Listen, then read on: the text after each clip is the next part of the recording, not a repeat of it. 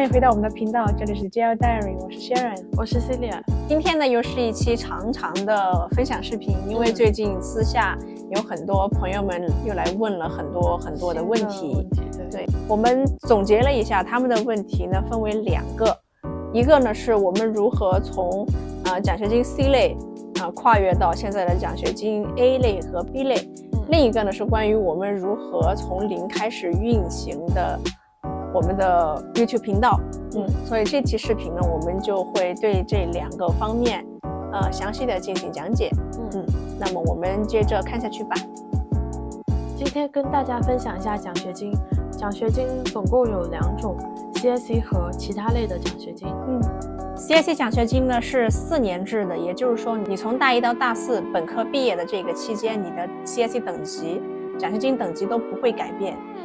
然后呢，它是1年1审核，就是说一个学年结束之后，他们都会有一次审核。审核的内容呢是关于你这一年的综合表现，包括学习和各项表现吧。然后呢，如果你的审核结果达标，就是你的这些表现达标的话，你的下一年的奖学金是能够继续保持的。但是如果不达标，你的下一年奖学金很可能就拿不到，然后要等到再下一次的审核再去评估，如果你达标了的话，才能够继续拥有这个奖学金。虽然奖学金它有可能会暂时拿不到，但是你的等级不会改变，就是一开始 A 到最后也是 A， 一开始 B 到最后也是 B。这里有一点就是 GSE 它只能大一申请，如果错过的话就不能再申请。对，它一给就是4年。对。那其他类别的奖学金的话，我们就会以我们两个自身申请到的北京市政府奖学金来做一个例子。这个奖学金它是1年制的，也就是说我们每次学年结束之后都要再申请一次。它多加了一项，就是要面试。对，它有4个类别 A B C D。A 的话是免宿舍费和学费。B 的话是免学费。C 的话是免50%的学费。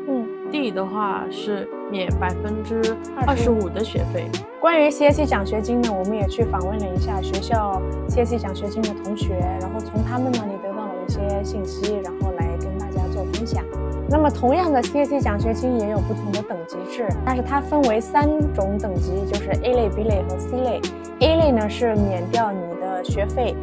住宿费，然后还有它会有1年800块钱的保险费补贴，还有生活费补贴。但是这个生活费好像是根据你读的不同学位有不一样的补贴。然后本科生我们问了一下，他们是2500块钱。对，除了 A 类以外，不同大学对 B 和 C 级的 CSE 奖学金都有不同的规则。B 类奖学金呢，有一部分大学是全部免了你的住宿费和学费，但是部分大学你可能需要支付你的宿舍费或者是学费。我们学校应该是，我们学校比较多见的是 CSE A 类。他们也说 CSE 一般一给就是给 A 类， B 和 C 比较少见，我确实没有见过。确实，他们不说我都不知道他们有 B 和 C。我一直以为 CSE 都是这样的。对。C 类的呢，是它只免了50%的学费，你需要支付你的住宿费和50%的学费。然后根据他们所述的内容呢，我们得知他们是在申请大学的时候就已经选择了要申请 CSE 奖学金，这个跟我们的经历是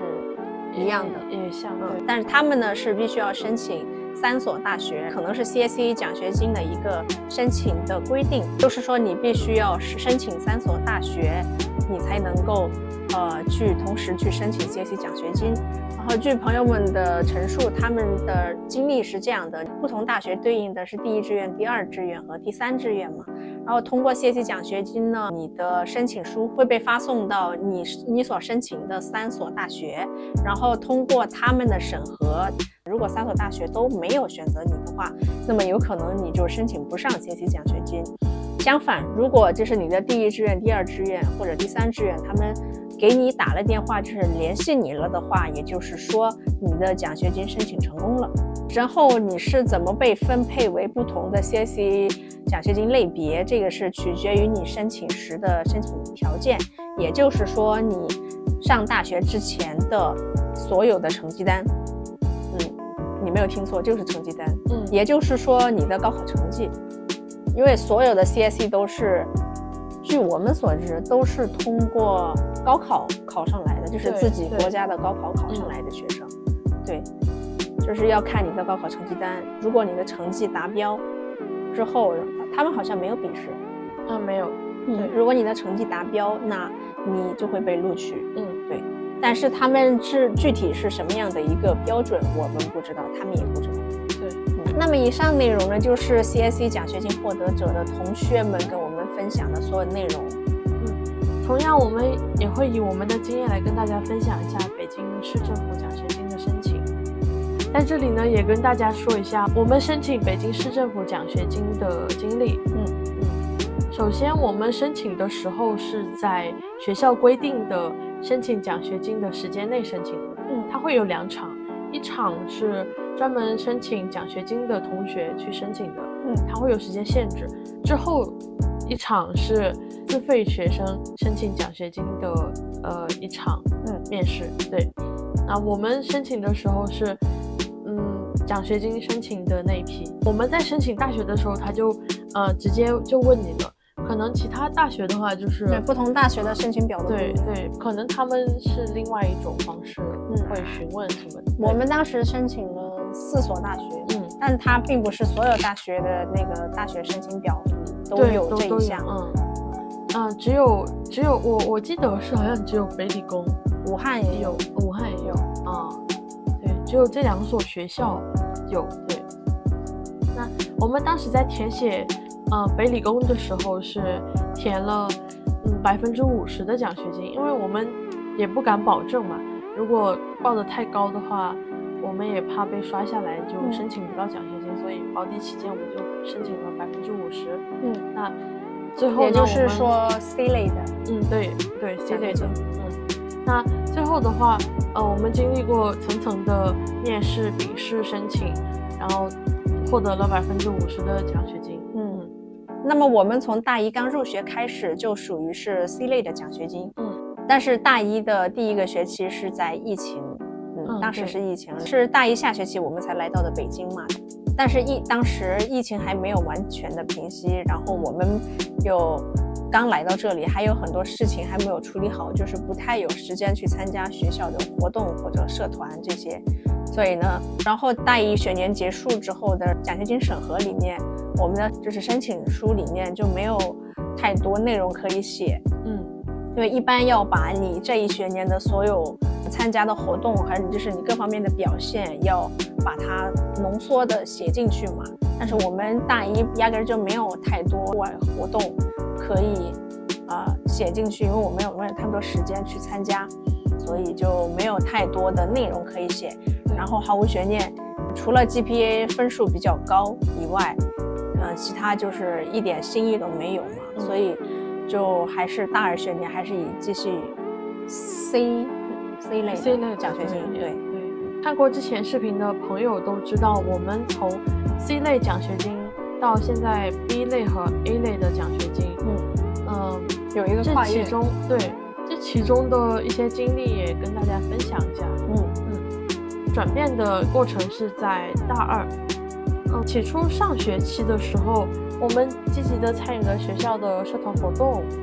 志愿者活动，包括校园活动等等。对，在下学期的时候，在原本的基础上，我们又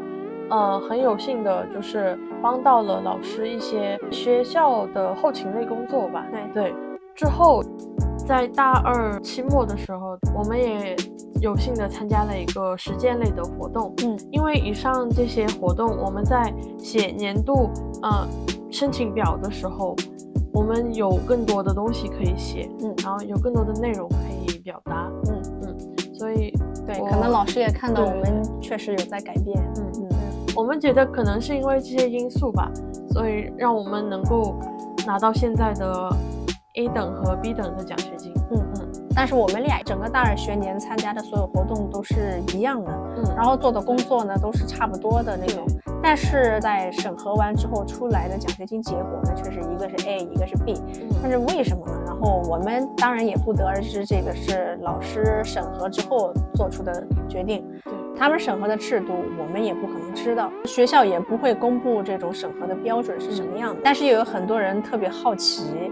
老师们到底是怎么样去审核，怎么样去进行评级的，我们也不知道。但是我们可能够通过对比，通过我们申请书的对比和面试内容的对比，能够总结出一些信息，可能还有用，在这里分享给大家。那跟大家分享一下，我们从 C 类变到 A 类和 B 类的一个过程，也来对比一下我们为什么会拿到 B 类和 A 类的奖学金。首先是 C 类到 B 类的转变，我就是从 C 类转到了 B 类的奖学金。在期间呢，我从开始的 C 类奖学金获得的期间，我是很少参加志愿者活动，除了平常成绩以外，也就参加过1-2次的志愿活动，所以积极性不是很高。那到大2的时候，我就开始非常积极的参与学校的志愿者活动，包括学校举办的活动。那比之前更参与的积极性更多了，对，次数也更多。那之后呢，也在日常上也对老师有一些帮助。是以我们的专业给老师也提供了一些帮助，比如说我们也帮老师做了一些排版海报，对，等等，我们做过2次。最重要的一个就是大2的最后一节课上，任课老师他有一个展览，那刚好我们的节课作业提交时间跟他的展览举办的时间很巧的就对上了，然后我们的作品如果成功的话，也是可以，老师说也可以把我们的作品展览上去。那最后我们作品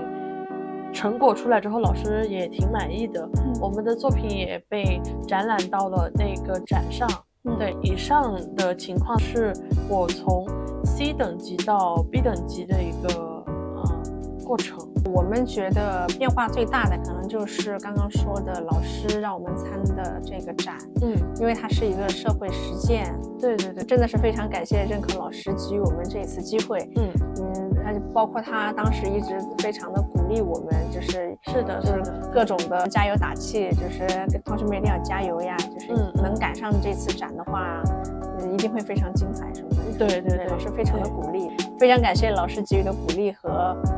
支持。最后那个展也做得非常的成功。对，就是被各种新闻媒体报道过。对，虽然很遗憾，我们一直都对，因为当时不在北京。对，之前也说过，我们不是出去采风了吗？那么我来跟大家分享一下，我是如何从一开始的 C， 然后跨越到了现在的 A 级奖学金。其实我们的情况都差不多，大1 C 级都一样，然后大2学年，然后大2学年评审之后就变成了他是 B， 我是 A。其实我们大2学年参加的所有的项目，包括志愿工作呀，包括任何校园工作，然后就是帮老师做海报排版呀，或者说就是最后参加那个展览，这些就是我们这是一个专业一个班，然后参加的所有的东西都是一模一样，然后 GPA 总评也差不多，对，也差不多就是Ctrl C Ctrl V 的一个关系，差不多都是一模一样。但是为什么就一个变成了 B 级，一个变成了 A 级呢？我们之后我们也聊过，对，也商讨。对，因为当时写申请书的时候，我们不是一起写的，是自己写的嘛。对。那我们之后也聊过一下，我们发现我的申请书比他的申请书多了什么呢？就是有关于社会贡献这方面的一些汇报。我当时写的是这样的，奖学金申请，我们当时是录制视频嘛，然后你要说的内容呢，老师一般会给一个小提示一样的模板，模板里面呢，它有写你可以介绍自己的志向，你1年的表现汇报，然后你的成绩汇报，然后最后你对未来的打算等等的这些内容。那么我也就是写了一下我过去1年这一个学年里面我都做了些什么，基本上跟他一模一样，但是我的呢就是多了一个关于我在经营一个 YouTube 账号的这一个内容。我在申请书里面有写到我有经营一个 YouTube 账号，这个 YouTube 账号是用来做什么什么的，这些内容我有写。在录制视频的时候我有详细的简短但是详细的讲解过，提到了我经营这个账号呢是为了记录我身为外国人来到中国留学之后的一些生活，像在我祖国的人们就是传达一些录取通知书呀，或者说招生简章啊这一方面的内容。还有一个呢，就是我明确的表示过，希望通过这一个 YouTube 频道来辅助我自己成为两国建交的一个桥梁，就是我有意向把自己变成一个就是建交的桥梁的这种意向，我有口述表达过。没有写这一个申请书之前，我有很多次跟辅导员老师沟通过，就是关于学校的一些信息，比如招生简章啊，比如学校的一些公告啊，我可不可以复制并且发出去的这种问题，可能他有印象，并且呢在看到我申请奖学金的视频里面被我一提，然后他可能就是联想到了我之前问他的这个举动，然后可能就是进一步的我的行为让他感受到我不仅是申请书里面会写我说了，然后我真的是有在实质的在做这一件事情，真的有在把自己往就是建交桥梁的那个方向上在培养自己的可能他能够感受到我真的有在往这方面努力，所以他觉得我是一个有社会价值的，就是值得培养的这么一个人，所以我荣获了 A 类的奖学金，就是非常感谢辅导员老师和学校的栽培。那根据以上的一些情况对比，我们就猜测可能因为一些原因来导致你获得不同奖学金的等级。首先 A 类和 B 类的话，我们默认成绩是一定要达标的。至于达标的标准是多少，我们也不知道。因为我们的成绩的话是一直保持在 GPA 3.7 到 3.8。对，他们也是用 GPA 来评判的嘛。对，所以至于那个标准线我们不太清楚。那除了成绩以外呢，想要达到 A 等级的话，我觉得最重要的是你要给学校带来荣誉，你要对学校做出贡献，要给社会做出贡献。就像他刚刚的那样，就是有自己经营的频道，然后来宣传一下自己在中国留学的一些经历，然后也跟大家分享招生简章等等等等。就是总结一下，就是有一定社会价值的。对。B 类和 A 类其实差别也不是很大，只是 B 类的话它可能更趋向于是对学校做出的贡献，A 类的话则是对学校和社会做出的贡献，或者说对学校就是能够带来荣誉的。对。那 C 类的话，我们想的是成绩也达标，然后可能积极性比较好一点的，对，积极的参加学校的活动，志愿者活动等等，对，就可以获得 C 类的奖学金。那最后一类 D 类的话，是你的成绩可能还不错，也不差，还不错，然后积极性虽然比 C 类可能要差那么一点点，但是也是有积极性的，对，可能就不太参加志愿，但是有经常参加活动，对，那或者是可能参加1-2次的志愿等等这样，对。不过以上的因素我们也不能保证它是100%的准确吧，对，因为我们也不知道老师们的评判标准是什么，对，我们也只是推测，对，然后还有就是每个学校都有不同的要求，所以可能我们的要求对有些来说是高了或者低了也都有可能的，对，所以就是大家根据自己的学校来做一个评判吧，对。还有一个关于如何才能够申请到奖学金呀，要去哪里得到这些申请奖学金的通知呀，这些问题它都根据不同的学校它有不同的渠道，比如我们的话，一般是辅导员有通知，或者说是在比如我们北京理工大学是和钉钉有合作，所以我们的钉钉叫爱北理，一般爱北理里面就会有通知，就是学校的这种各种各样的通知，都会在爱北理里面，所以我们可以自己查得到。如果大家不知道要怎么样获取这样的信息呢，也建议大家可以去直接问你的辅导员老师，或者是你认识的学长学姐也可以。对。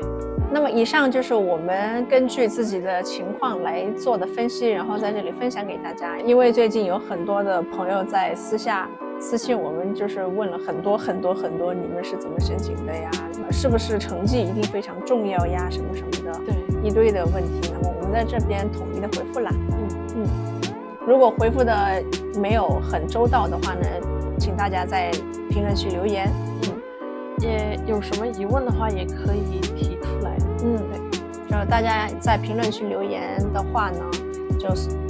我们的不足就所有人都看得到，我们补充的也就所有人都能看得到。